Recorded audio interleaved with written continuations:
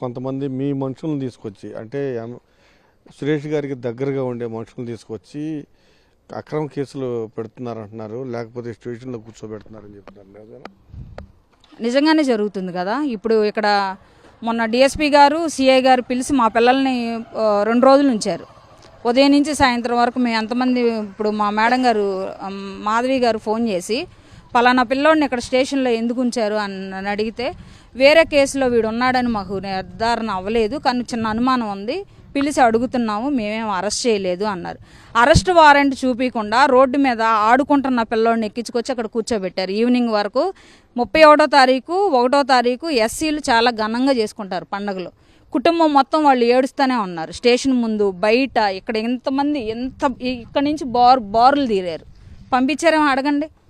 కొన్ని ప్రూఫ్ లేకుండా నేనేం మాట్లాడలేదుగా. తీసుకొచ్చారా 31వ తారీఖు తీసుకొచ్చారా అనేది నిజం, 1వ తారీఖుని వదిలిపెట్టారా అనేది నిజం.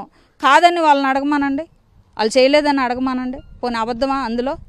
ఎందుకు తీసుకొస్తున్నారు? నందిగం సురేష్ గారు ఎమ్మడి తిరిగితే వాళ్ళు ముద్దాలు అయిపోతారా?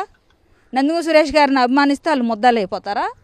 నందిగం సురేష్ గారి మీద ఉన్న అభిమానంతో సోషల్ మీడియాలో యాక్టివ్గా ఉంటే వాళ్ళు దొంగలైపోతారా?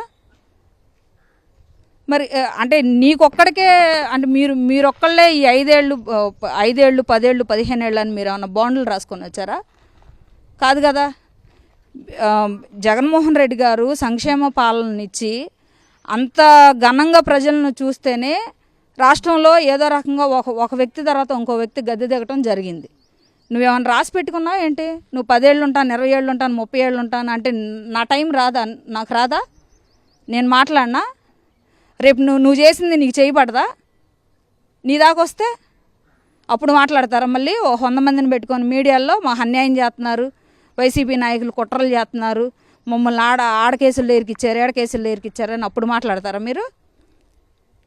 నీకు వచ్చినప్పుడు నీ ఊరికి ఆ ఊరికి ఈ ఊరు ఎంత దూరమో ఈ ఊరికి ఆ ఊరు కూడా అంతే దూరం, అంతే కదా. నీ పరువు తీసిన వాళ్ళు, నిన్ను రాష్ట్రంలో ఏకి పారేసిన వాళ్ళు చాలామంది ఉన్నారు.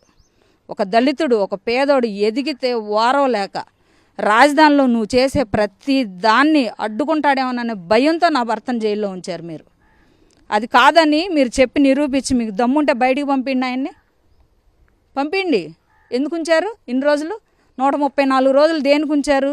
జైల్లో ఉండే కేసులు అయ్యి 41 నోటీసులు ఇచ్చే కేసులకు కూడా మీరు బెయిల్ రిజెక్ట్ అయ్యేలాగా రికార్డులు రాస్తే బెయిల్ ఎట్టొస్తాయి అన్న?